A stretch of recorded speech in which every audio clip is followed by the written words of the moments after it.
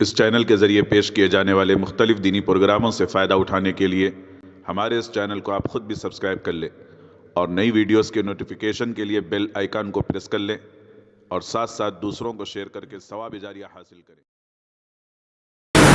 الحمد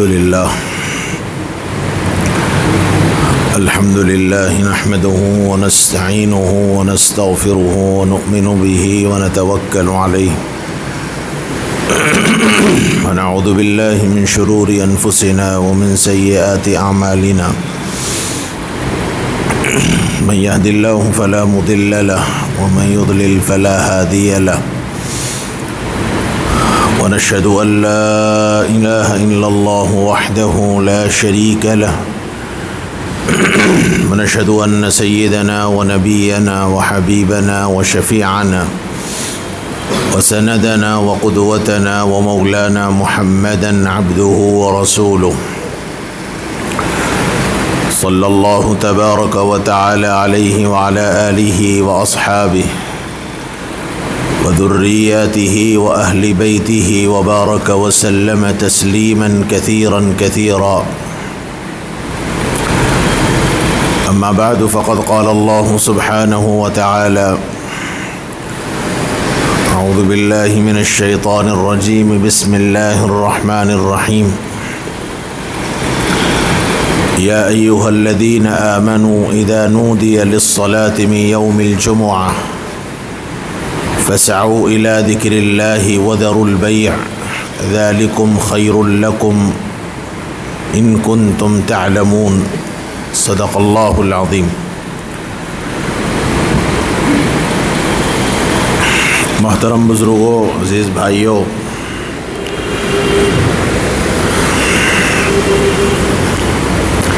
گزشتہ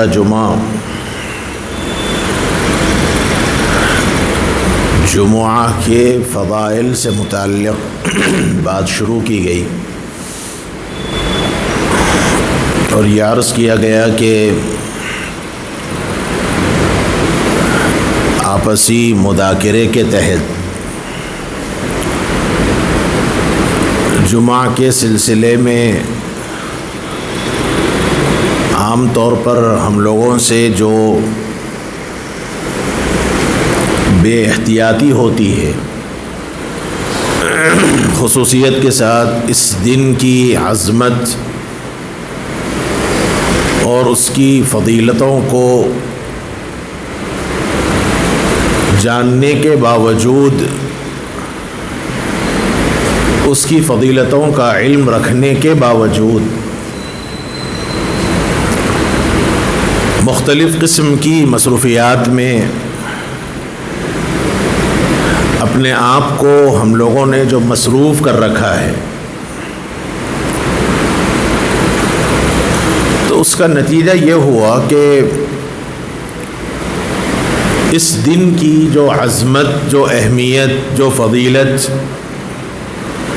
احادیث کے اندر موجود ہیں، اس سے ہم لوگ یکسر ناواقف ہیں،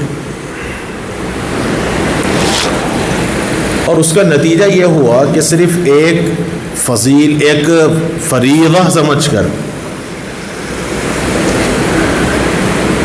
کہ یہ دن نماز ادا کرنا ہے، عام دنوں کے مقابلے میں اس دن کی تھوڑی عظمت زیادہ، اس لیے بس ایک فرض ادا کرنے کے واسطے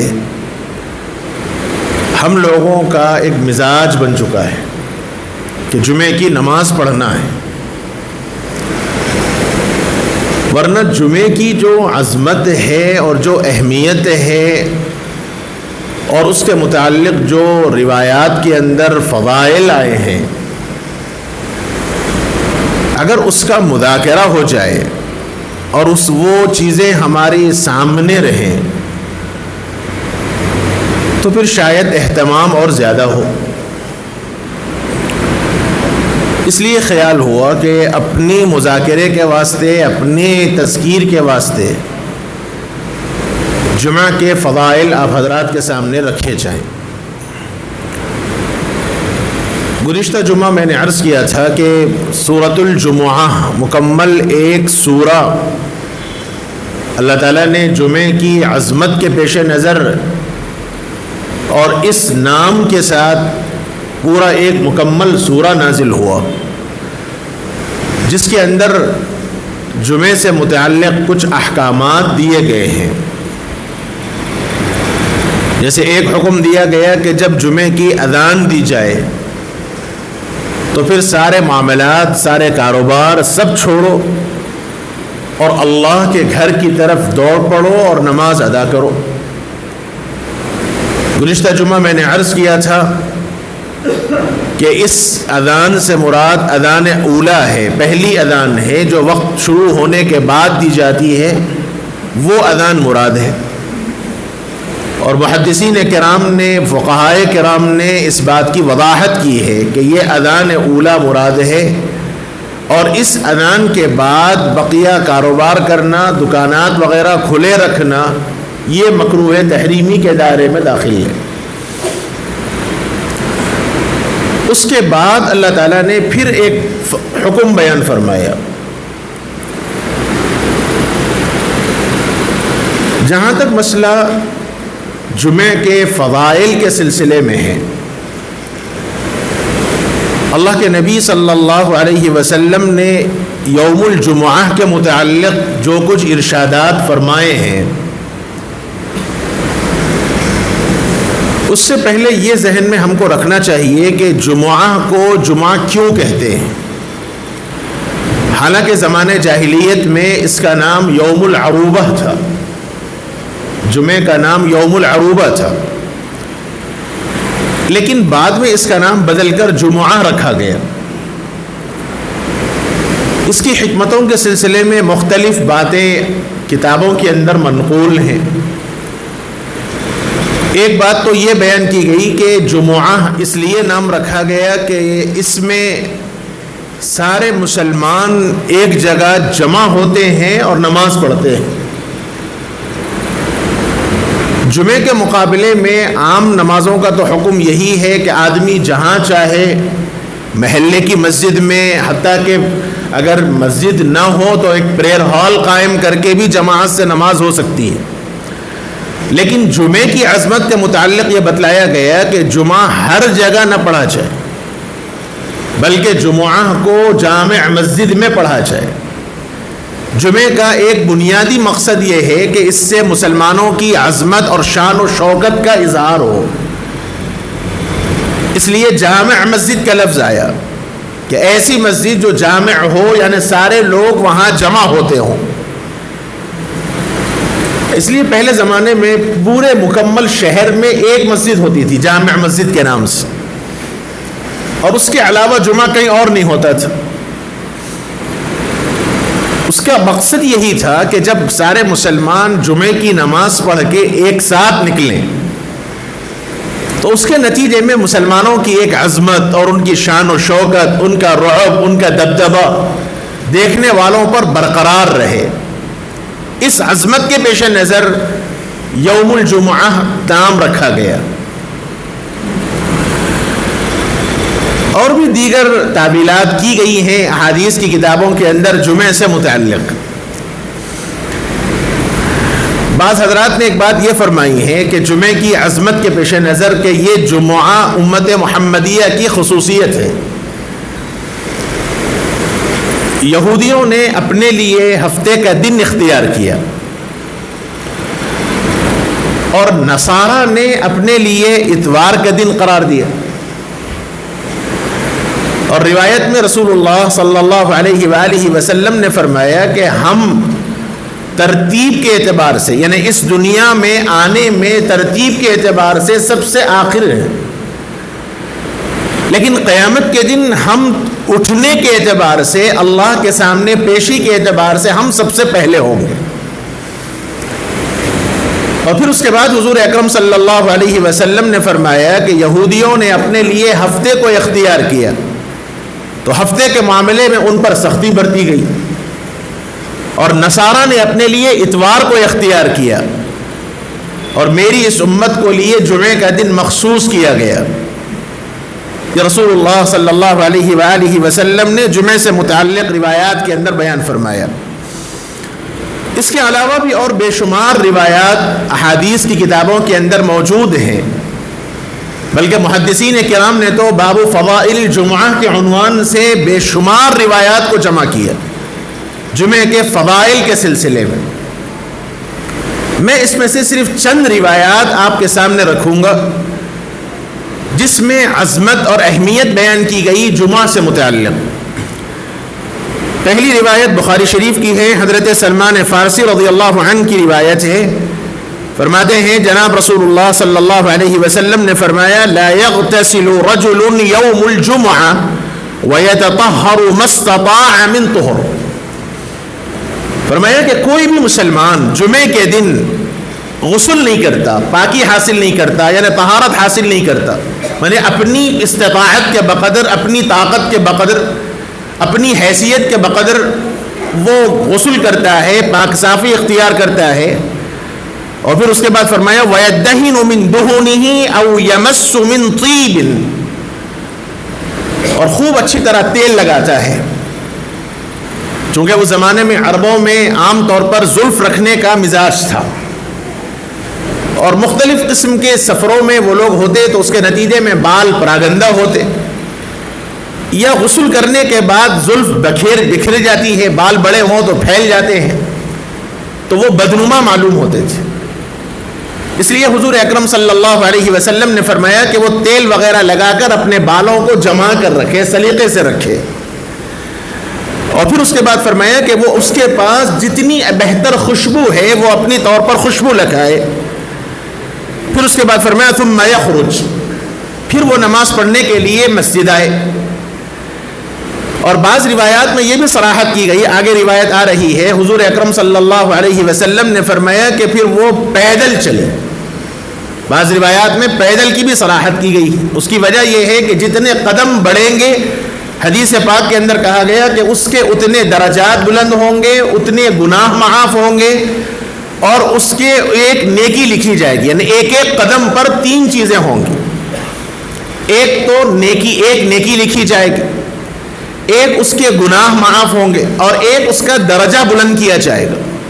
تو جتنے قدم ہوں گے تو اپنی حیثیت کے بقدر، اپنی طاقت کے بقدر چلنا آسانی سے ممکن ہو تو چل کر آئے، اور اگر فاصلہ ہے، دور ہے، تو آدمی گاڑی پر آئے۔ اور یہ عاجز یہ کہتا ہے کہ گاڑی پر آنے پر بھی انشاءاللہ ثواب مرتب ہے، کیونکہ گاڑی پر آنے پہ بھی اخراجات ہیں، اور آج کل کی گرانی کے اعتبار سے پیٹرول بھی کوئی سستی چیز نہیں ہے، تو انشاءاللہ اس پہ بھی ثواب مرتب ہے۔ مقصد یہ ہے کہ انسان مجاہدہ برداشت کرے، اور حدیث پاک میں حضور نے فرمایا کہ پھر وہ آئے فَلَا يُفَرِّقُ بَيْنَ اثْنَيْنِ، حضور نے فرمایا کہ پھر وہ 2 آدمیوں کے درمیان اچک کر نہ جائے۔ یہ ایک بہت بڑی بات ہے۔ بعض روایات کے اندر تو بڑی سخت وعید رسول اللہ صلی اللہ علیہ وسلم نے فرمائی ہے، اور یہ عاجز نے بار بار اس جانب توجہ دلائی ہے۔ ہوتا یہ ہے کہ بعض مرتبہ دیر سے آتے ہیں، اور شوق ہوتا ہے سامنے نماز پڑھنے کا، چونکہ پہلی صف میں نماز پڑھنے کے فضائل روایات کے اندر منقول ہیں، تو آئیں گے دیر سے، اور پہلی صف میں نماز پڑھنے کے واسطے کندھے پھلانگ کر آئیں گے۔ اس لیے میں یہ کہتا ہوں کہ دونوں طرف سے کوتاہی ہے۔ ایک تو کوتاہی ہمارے بیٹھنے والوں کی طرف سے ہوتی ہے، وہ ایسا پھیل کر بیٹھتے ہیں کہ درمیان میں اچھی خاصی جگہ ہوتی ہے، یہ بھی نامناسب ہے۔ جتنا مل کر بیٹھیں گے اللہ پاک اتنا دل میں رحم اور محبت ڈالیں گے۔ تو ایک تو کوتاہی بیٹھنے والوں سے ہوتی ہے، اور بعد میں جو آنے والے لوگ ہوتے ہیں ان کو یہ دکھتا ہے کہ سامنے جگہ ہے، لہذا وہ پھلان کر کندھے اچھل کر وہ آ جاتے ہیں۔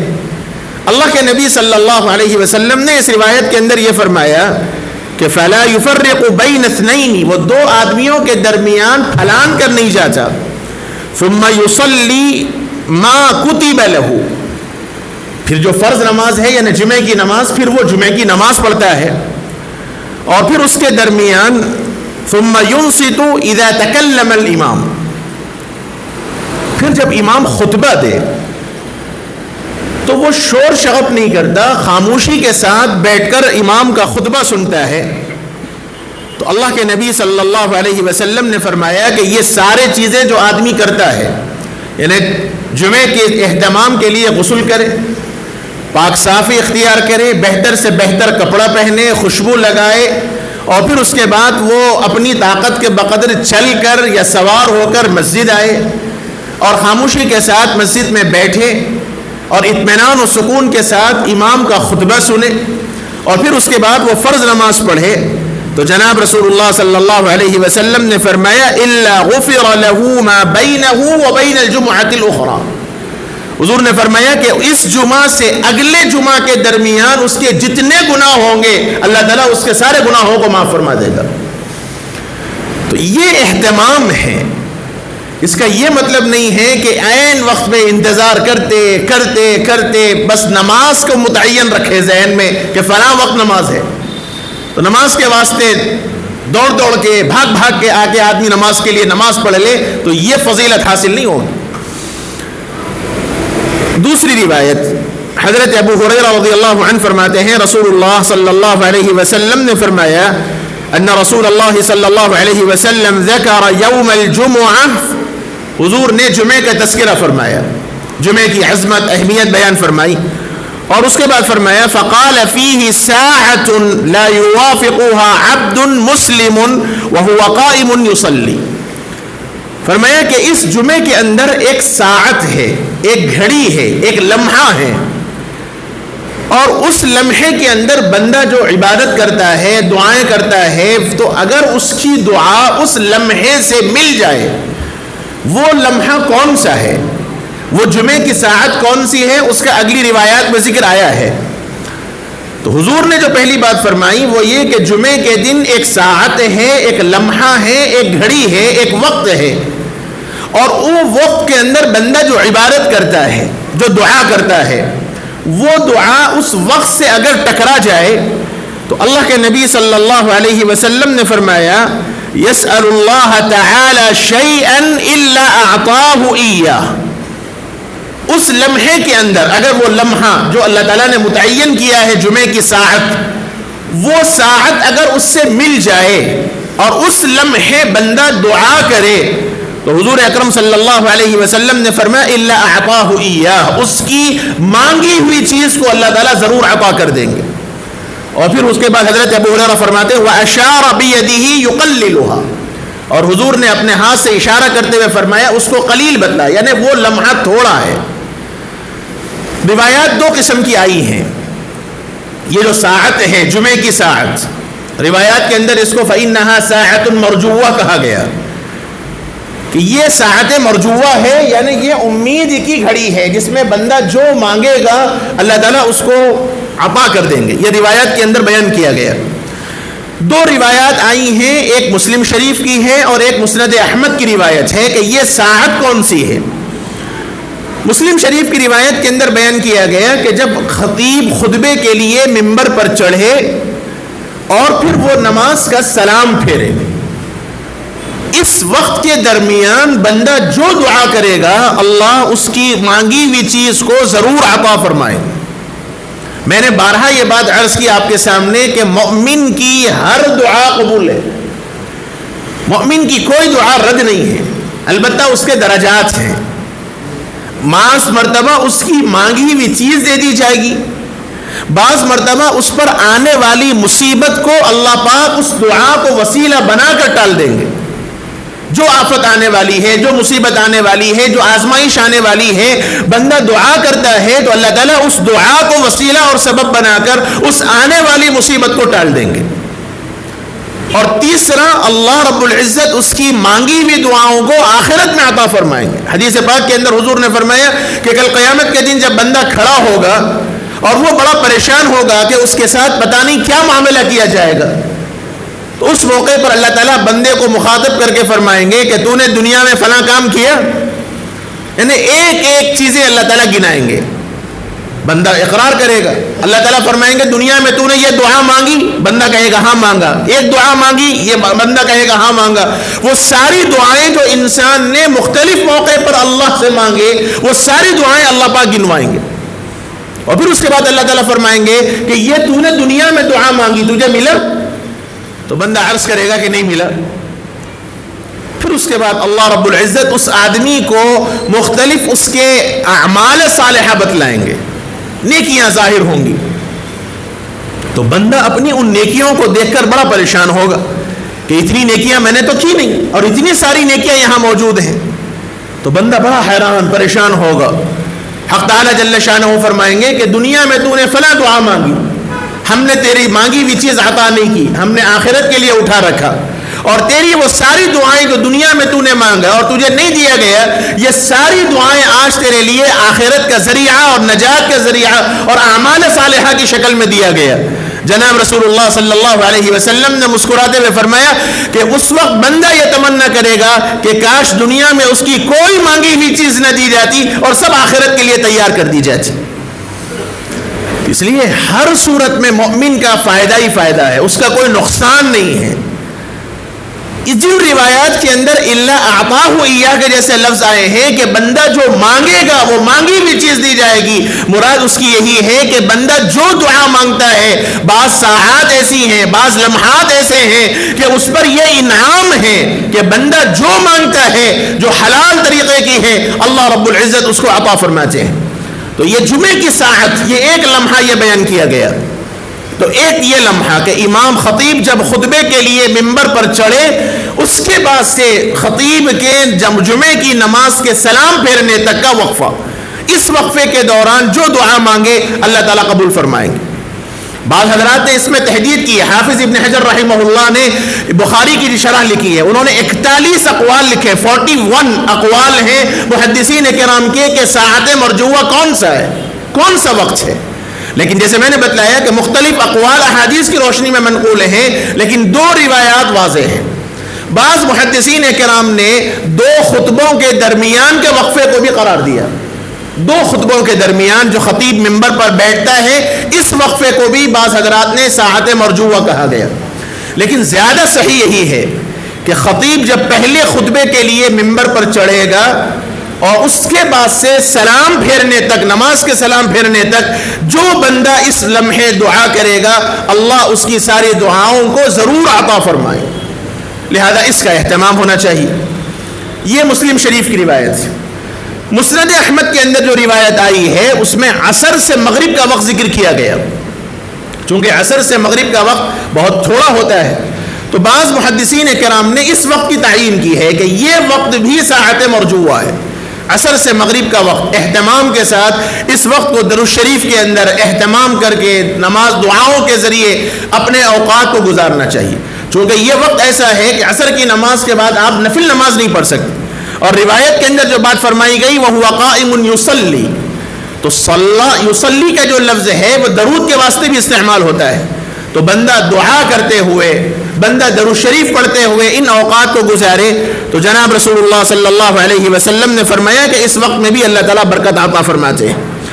ایک اور روایت ہے، مسلم شریف کی روایت ہے، ابو داود کے اندر ہے. حضرت ابو موسیٰ اشعری رضی اللہ عنہ فرماتے ہیں قال لي عبد الله بن عمر رضی اللہ عنہ اسمعت اباك يحدث عن رسول الله صلی اللہ علیہ وسلم في شأن ساعة الجمعہ.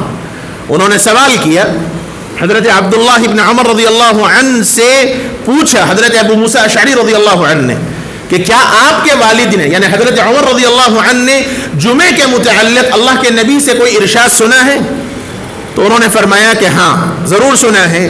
اللہ کے نبی صلی اللہ علیہ وسلم یوں فرماتے تھے کہ ہی ما بین ان یجلس الامام الی ان تقضی الصلاۃ، جو بات میں نے ابھی ذکر کی ہے.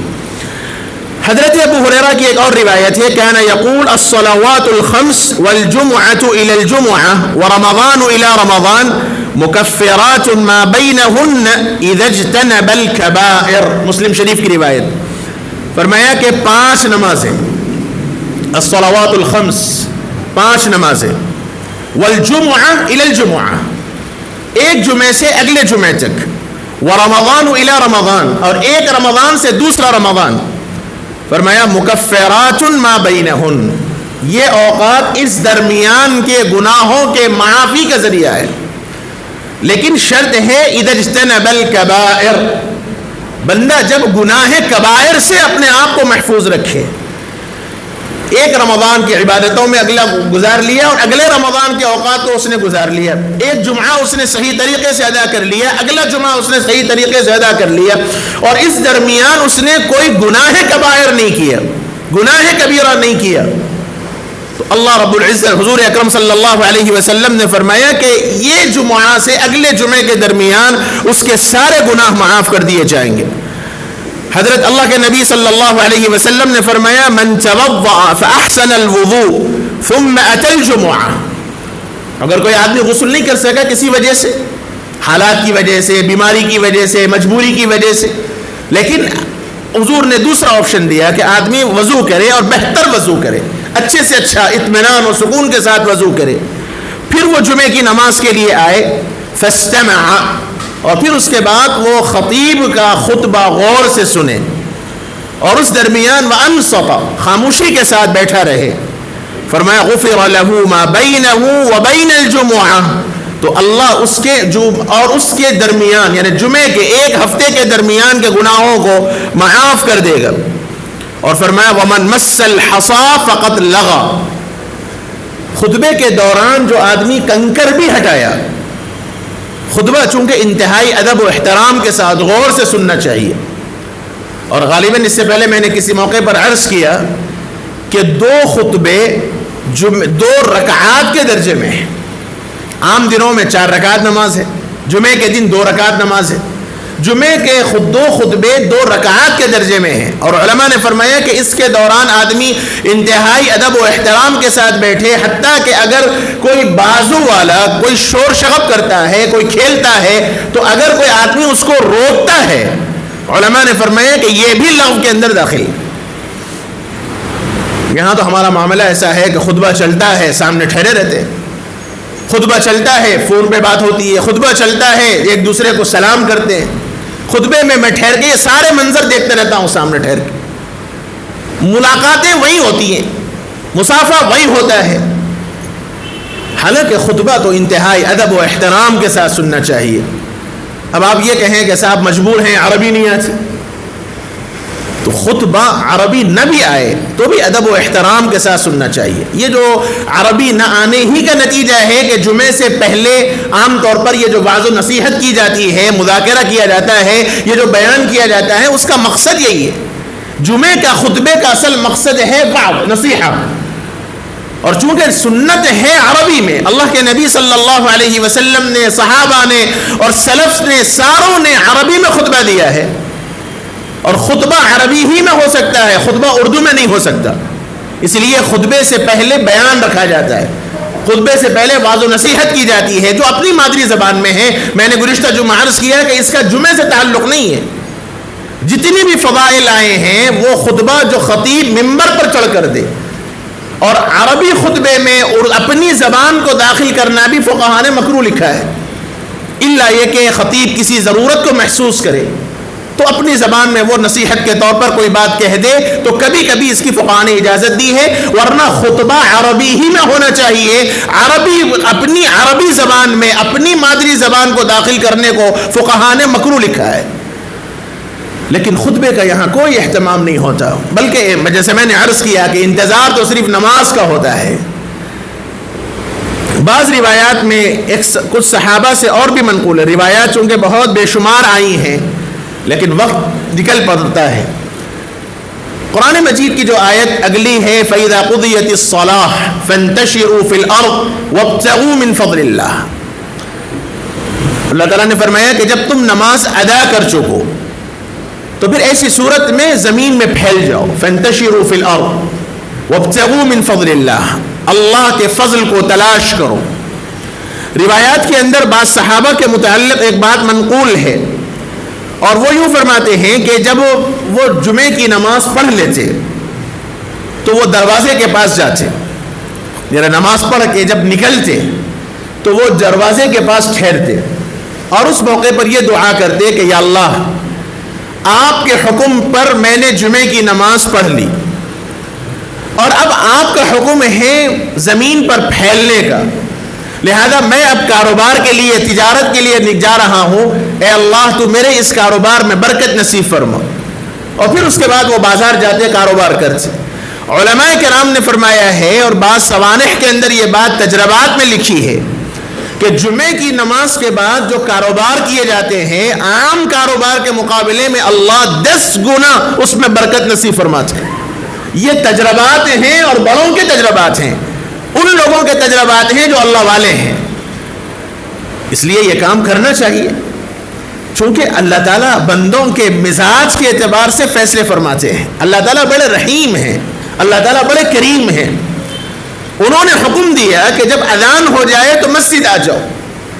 تو یہ کوئی معمولی بات نہیں ہے. بندہ مجاہدہ کر کے, اپنی دکان چھوڑ کے, اپنے کاروبار چھوڑ کے, اپنی مصروفیات چھوڑ کے اللہ کے حکم کے لیے جب مسجد آ جائے گا اور اللہ کے کہے ہوئے حکم کے مطابق جب وہ نماز پڑھے گا, پھر جب حکم دیا گیا کہ اب تم بازار جاؤ, جب ان کا حکم تم ادا کر چکے ہو تو اب بازار جاؤ. فَإِذَا قُضِيَتِ الصَّلَاةُ فَانْتَشِرُوا فِي الْأَرْضِ وَابْتَغُوا مِنْ فَضْلِ اللَّهِ, وہاں آپ اللہ کے فضل کو تلاش کرو. تو اللہ تعالیٰ چونکہ 10 گنا ہر چیز میں 10 عطا کرتے ہیں. من جاء بالحسنہ فلہ 10 امثالها, جو ایک نیکی لے کر آئے گا اللہ اس کو 10 گنا عطا فرماتے ہیں. ایک طرف حکم دیا گیا کہ آپ نماز کے لیے جلدی آ جاؤ, سب کچھ چھوڑ دو, اور اب حکم دیا گیا کہ اب تم بازار جاؤ. اور یہ تجربات ہیں لوگوں کے کہ نماز کے بعد کاروبار کرنے پر اللہ تعالیٰ 10 گنا برکت عطا فرماتے ہیں. لیکن مسئلہ یہی ہے کہ اصل ہے ایمان, اصل ہے اعتقاد, اصل ہے یقین.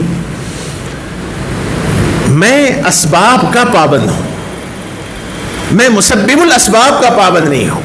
اللہ تعالیٰ نے مجھے جس بات کا حکم دیا ہے, جو روزی دینے والے پروردگار ہیں, میرا اس پہ بھروسہ نہیں ہے.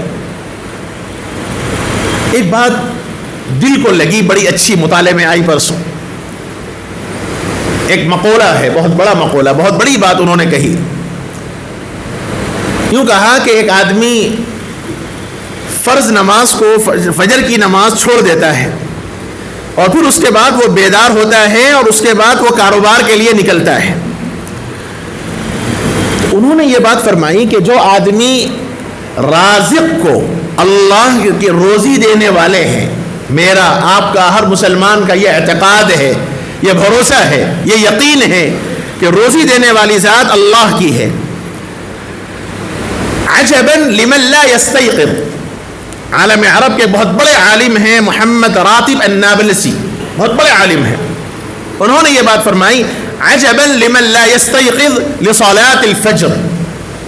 فرمایا کہ وہ آدمی جو فجر کی نماز کے لیے نہیں اٹھتا, اس پر بڑا تعجب ہے, بڑا تعجب ہے. آگے فرمایا کہ لکنہ یستیقظ للعمل, لیکن آدمی وہ کام کے لیے اٹھتا ہے. فجر کی نماز نہیں ہوئی, 9 بجے 10 بجے اٹھا, تیاری کر کے اب مارکیٹ جانا ہے, دکان جانا ہے, ملازمت پہ جانا ہے, بزنس کرنے جانا ہے.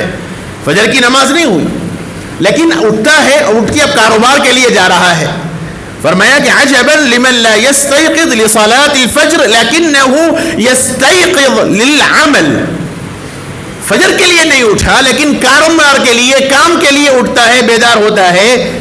تو انہوں نے کہا کہ کیف یذهب للرزق وینسى الرازق. کہا کہ اب وہ رزق حاصل کرنے کے لیے, کمائی کرنے کے لیے کیا منہ لے کر جاتا ہے, جبکہ وہ رازق کو بھول چکا ہے. جو روزی دینے والی ذات ہے پروردگار عالم, ہم نے صبح اس کو یاد نہیں کیا, اب ہم کاروبار کے لیے نکل رہے ہیں, اب ہم کاروبار کے لیے, تجارت کے لیے, بزنس کے لیے جا رہے ہیں. تو جب رازق کو ہم نے یاد نہیں رکھا تو رزق کیا منہ لے کر ہم جائیں گے. اسی لیے فرمایا کہ تعجب ہے, ہم گئے گزرے پرندوں سے بھی ہو گئے. اللہ کے نبی صلی اللہ علیہ وسلم نے پرندوں کے متعلق فرمایا کہ توکل پرندوں سے سیکھو. صبح کے وقت وہ خالی پیٹ اپنے گھونسلوں سے نکلتے ہیں, گئے ادھر چرا ادھر چرا, اور پھر اس کے بعد جب رات کو واپس ہوتے ہیں تو اللہ کے نبی صلی اللہ علیہ وسلم نے فرمایا یروح بطانا, نکلتے تو ہیں یذهب خماصا ویروح بطانا. حضور نے فرمایا کہ خالی پیٹ اپنے گھونسلوں سے نکلتے ہیں اور شام کو پیٹ بھر کر واپس اپنے گھونسلوں پر آتے ہیں. تو جو خالق, جو رازق, جو پروردگار, جو مولا اب ان معصوم پرندوں کو روزی دے سکتے ہیں اور پیٹ بھر کے کھلا سکتے ہیں, تو وہ ذات اس مخلوق کو نہیں کھلائے گی جن کو انہوں نے اشرف المخلوقات بنایا. مسئلہ یہی ہے کہ ہمارا یقین اور اعتماد اللہ کی ذات پہ نہیں رہا. اس لیے میرے بھائیوں، آج جو ہماری کوتاہیاں ہیں یہ ہمارے اپنے کرتوتوں کا نتیجہ ہے، یہ ہمارے اپنے اعمال کا نتیجہ ہے، جس کے نتیجے میں ساری برائیاں، نحوستیں، وبائیں، بلائیں ہم لوگوں پر آ رہی ہیں. ہم میں سے ہر آدمی کو سوچ لینا چاہیے کہ جب اتنے فضائل جمعے کے متعلق بیان کیے گئے ہیں تو کتنا اہتمام ہم لوگوں کا جمعے کو ہوتا ہے. جیسے میں نے عرض کیا کہ لمحہ اخیر تک کا انتظار ہے ہمارا. کوشش کی جاتی ہے کہ آخری مرحلہ، آخری جمعہ کہاں ہوگا وہاں جا کے نماز پڑھ لیں گے. اس کا اہتمام ہونا چاہیے. جمعے کے فضائل احادیث کے اندر منقول ہیں، بے شمار فضائل آئے ہیں، جمعے کی عظمت اور فضیلت آئی ہے. اس لیے اس کا خیال رکھیے. اور خاص طور پر جو سب سے بڑی ہم لوگوں سے کوتاہی ہے وہ سنتوں کی ادائیگی کے سلسلے میں ہے. عام طور پر محسوس ہوتا ہے، یہیں کی بات نہیں، ہر مسجد کی بات ہے، امام کے دعا کرنے کے انتظار میں ہوتے ہیں. بعض تو ایسے ہیں کہ دعا کی بھی ضرورت نہیں ہے، امام کے بس سلام پھیرنے تک کے ضرورت مند ہے. امام سلام پھیرے بس بہت بڑا بوجھ جو سر پہ تھا وہ ہمارا ادا ہو گیا. پورے دروازے کے پاس دوڑتے ہوئے نظر آئیں گے. ایسا کیا مت ماری گئی؟ 2 رکعت سنت پڑھنا ہمیں گوارا نہیں. نبی کے واسطے جو سنت، جو چیز نبی نے واضح فرمائی، جو چیز نبی کا طریقہ کار رہا ہے، اور جمعے کے بعد کی 2 رکعت یا 4 رکعت سنت مؤکدہ ہے، اس کا بھی اہتمام ہم لوگوں کو نہیں. جمعے سے قبل کی سنتیں، جمعے کے بعد کی سنتیں، 2 رکعت یا 4 رکعت، ائمہ کے اختلاف کے ساتھ روایات میں 2 رکعت سے 6 رکعت کا ذکر آیا ہے جمعے کی نماز کے بعد. شوافع نے 2 رکعت کو اختیار کیا، احناف نے 4 رکعت کو اختیار کیا. جمعے سے پہلے کی 2 سنتیں یا 4 سنتیں، روایات کا اختلاف ہے. اس کا کوئی اہتمام ہم لوگوں کے اندر نہیں ہوتا. سلام پھیرے بس امام صاحب، لوگ اترتے ہیں، سیڑھیوں سے اتریں گے، مسجد سے اتریں گے، دروازوں کے پاس بھیڑ لگائیں گے اور باہر جا کر ٹھہریں گے، گپ شپ کرتے رہیں گے، لیکن 2 رکعت نماز پڑھنے کی ہمیں ضرورت نہیں ہے. جمعے کی عظمت کے متعلق بتلایا گیا سورۃ الکہف کی تلاوت. حدیث پاک کے اندر حضور نے فرمایا کہ جو آدمی سورۃ الجمعہ، جمعے کے دن سورۃ الکہف کی تلاوت کرے گا تو اللہ اس کو دجال کے فتنے سے محفوظ فرمائیں گے. اور حضور نے فرمایا کہ سب سے فتنوں میں سب سے بڑا اور سب سے خطرناک فتنہ دجال کا فتنہ ہے، جس کا انتظار کیا جا رہا ہے، جو یقینی طور پر آنے والا ہے. اور جو آدمی سورۃ الکہف کی تلاوت کرے گا، اگر اس لمحے میں دجال آ جائے، اللہ تعالیٰ اس کو دجال کے فتنے سے محفوظ کریں گے. لیکن ہم میں سے کتنے ہیں جن کو سورۃ الکہف کی تلاوت کی توفیق ہوتی؟ میں ایک بات صاف طور پر عرض کر دے رہا ہوں، ایک ہے پڑھنا اور ایک ہے سننا، دونوں میں فرق ہے. ہم لوگوں کا ایک مزاج ہو گیا، اور آج کل چینلوں پر جمعے کے دن سورۃ الکہف کا ایک سورہ لگا دیا اور وہ سورۃ الکہف کو سن لیا تو ہم نے یہ سمجھا کہ ادا ہو گیا، حالانکہ اس سے وہ فضیلت حاصل نہیں ہوگی، کیونکہ ہمارا سننا عظمت کے ساتھ سننا نہیں ہے. لگا دیا، سب کام چل رہے ہیں، کھانا پینا بھی چل رہا، بات چیت بھی چل رہی، سب چل رہا. بعض دکانوں پہ بعض لوگوں کا معمول ہے، دکان آیا سورۃ البقرہ کی تلاوت لگا دی. قرآن کی عظمت ہے، اذا قرئ القرآن فاستمعوا له وانصتوا. اللہ تعالیٰ نے حکم دیا کہ جب قرآن پڑھا جائے تو غور سے سنو، خاموشی کا اختیار کرو. فاستمعوا له وانصتوا. اور عربی جاننے والے جانتے ہیں سننے کے واسطے 2 لفظ استعمال ہوتے ہیں عرب میں، ایک سمع اور ایک استماع. سماع کے معنی خالی سننا، اور استماع کے معنی پورا متوجہ ہو کر سننا، پورا متوجہ ہو کر سننا. اور قرآن نے حکم دیا کہ جب قرآن کی تلاوت کی جائے تو فاستمعوا، پورے متوجہ ہو کر، سب چیزوں سے غافل ہو کے اس کی طرف توجہ لگا کر سنو. اور نہ صرف اتنا بلکہ فانصتوا، خاموش رہو. لیکن ہمارا مسئلہ یہ ہے کہ دکان پہ آ گئے، سورۃ البقرہ کی تلاوت لگا دی، اب کاروبار بھی چل رہا، بات چیت بھی چل رہی، فون بھی چل رہا، ہنسی مذاق بھی چل رہا، اور ادھر قرآن بھی چل رہا. اور یہی حال گھر کا بھی ہے، گھروں میں قرآن لگا دیا کیسٹوں پہ یا موبائلوں کے ذریعے، بقیہ سارے کام ہو رہے ہیں. یہ قرآن کی بے حرمتی ہے، قرآن کی بے عظمتی ہے. آپ ایک رکوع سنیے لیکن بڑے عظمت کے ساتھ سنیے، بڑے اہتمام سے سنیے. ایسا نہ ہو کہ بے اہتمامی کے ساتھ سنا جائے. اس عاجز نے قرآن مجید کا ترجمے کا ایک سلسلہ شروع کیا تھا. روزانہ ایک رکوع میں قرآن کا ترجمہ سنا رہا تھا اور وہ میرے بیانات کے چینل پہ آ بھی رہا تھا. بہت لوگوں کو اس سے فائدہ ہوا، لیکن میری اپنی کوتاہی کی وجہ سے، میری اپنی مصروفیات کی وجہ سے وہ سلسلہ رک گیا. کئی لوگوں کے میرے پاس فون آئے اور انہوں نے صاف مجھ سے کہا اپنا تجزیہ سناتے ہوئے کہ بڑے اہتمام سے روزانہ ہم لوگ اپنی فیملی کے ساتھ سن رہے تھے، اس سلسلے کو دوبارہ شروع کیجیے. لیکن میری اپنی کوتاہی ہے. میرے بھائیوں، ایسے بھی ہیں کچھ لوگ جن کو فائدہ محسوس ہو رہا، اور واقعتاً اللہ کے کلام میں فائدہ ہے، کسی انسان سے کوئی چیز ہونے والی نہیں. آپ ایک رکوع پابندی کے ساتھ روزانہ سنیے، لیکن عظمت کے ساتھ سنیے، اہتمام کے ساتھ سنیے، ساری چیزوں سے غافل ہو کے، بے توجہ ہو کے سنیے. اللہ پاک قرآن کی برکتیں آپ کی ذات اور آپ کی شخصیت کے اندر لائیں گے. ہم صرف فارمیلٹیز نہ کریں، ضابطے کے پابند نہ رہیں. احترام دل سے کیجئے، عقیدت دل سے پیدا کیجئے، اللہ اس کی برکتیں زندگیوں کے اندر لائیں گے. لیکن مسئلہ یہی ہو رہا ہے کہ احترام باقی نہیں رہا، عقیدت باقی نہیں رہی.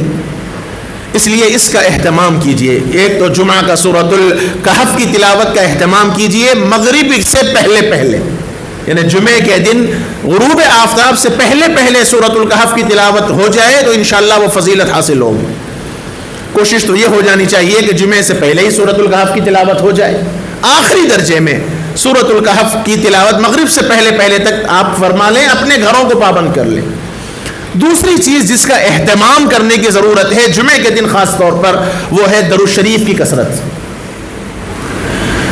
میں آپ سارے لوگ دعائیں مانگتے ہیں، جتنی دعا کر سکتے ہیں، لیکن کسی دعا کے متعلق یہ یقین سے میں نہیں کہہ سکتا کہ میری یہ دعا قبول ہوگی. اللہ تعالیٰ کا اختیار ہے، یہ ایمان ہے کہ میری ہر دعا قبول ہوگی، یہ تو ایمان ہے. کیونکہ حدیث میں نبی نے فرمایا، جیسے میں نے حوالہ دیا آپ کو، تین چیزیں ہیں. دعا تو ہر صورت میں قبول ہے، لیکن یقین نہیں ہے. اللہ کے اہتمام سے ہو سکتا ہے کہ اللہ تعالیٰ قبول کر لے یا اللہ تعالیٰ کوئی دوسری شکل اختیار کر دے. لیکن دنیا کی ایک واحد دعا ایسی ہے جس پہ یقین اور اطمینان کے ساتھ اور ایمان کے ساتھ میں کہہ سکتا ہوں کہ جو میں نے مانگا وہ ہوگا. یہ واحد دعا ہے. جو میں نے مانگا، جو میں نے کہا وہ ہو کر رہے گا، یہ یقین ہے. اور وہ ہے اللہم صلی علی محمد. اے اللہ حضرت محمد صلی اللہ علیہ وسلم پر اپنی رحمتیں اور برکتیں اور درود نازل فرمائیے. یہ ایسی دعا ہے جس پر یقین ہے کہ میں نے جو کہا اللہ پاک وہ کریں گے. اور میرے آقا نے فرمایا من صلی علی واحدۃ صلی اللہ علیہ 10 مرات او کما قال، جو ایک مرتبہ میرے اوپر درود پڑھے گا اللہ تعالیٰ اس کے اوپر 10 مرتبہ رحمت اور برکتیں نازل فرمائیں گے. میرے بھائیوں، ہم میں سے سوچئے کہ ہم میں کتنے ہیں جو ہم نبی کا حق ادا کرتے ہیں. حق بھی ادا نہیں ہوتا ہم سے نبی کا.